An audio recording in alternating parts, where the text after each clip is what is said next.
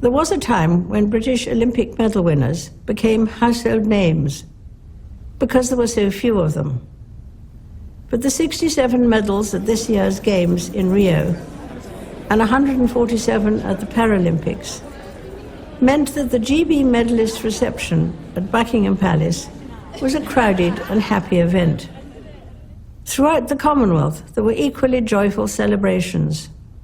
Grenada, the Bahamas, Jamaica and New Zealand won more medals per head of population than any other countries. Many of this year's winners spoke of being inspired by athletes of previous generations. Inspiration fed their aspiration, and having discovered abilities they scarcely knew they had, these athletes are now inspiring others. A few months ago, I saw inspiration of a different kind when I opened the new Cambridge base of the East Anglian Air Ambulance, where Prince William works as a helicopter pilot. It was not hard to be moved by the dedication of the highly skilled doctors, paramedics and crew who are called out on average 5 times a day. But to be inspirational, you don't have to save lives or win medals. I often draw strength from meeting ordinary people doing extraordinary things. Volunteers, carers, community organizers, and good neighbors. Unsung heroes whose quiet dedication makes them special. They are an inspiration to those who know them, and their lives frequently embody a truth expressed by Mother Teresa, from this year Saint Teresa of Calcutta.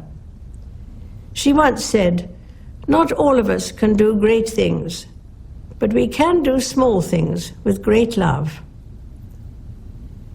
This has been the experience of 2 remarkable organizations, the Duke of Edinburgh's Award and the Prince's Trust, which are 60 and 40 years old this year.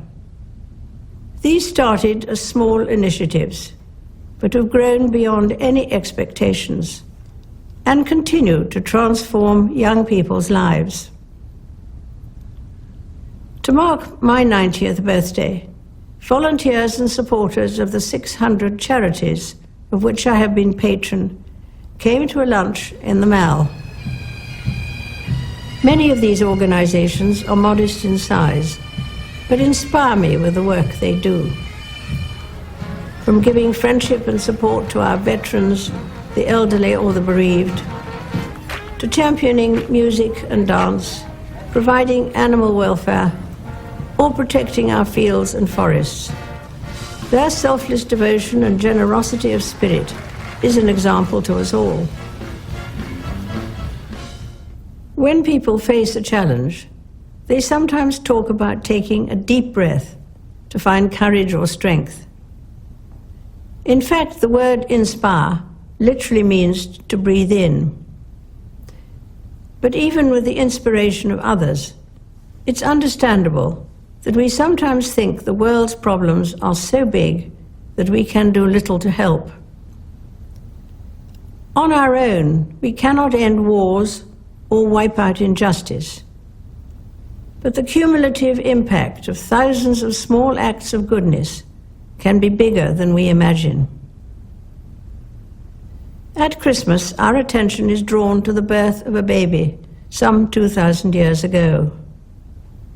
It was the humblest of beginnings, and his parents, Joseph and Mary, did not think they were important. Jesus Christ lived obscurely for most of his life and never traveled far.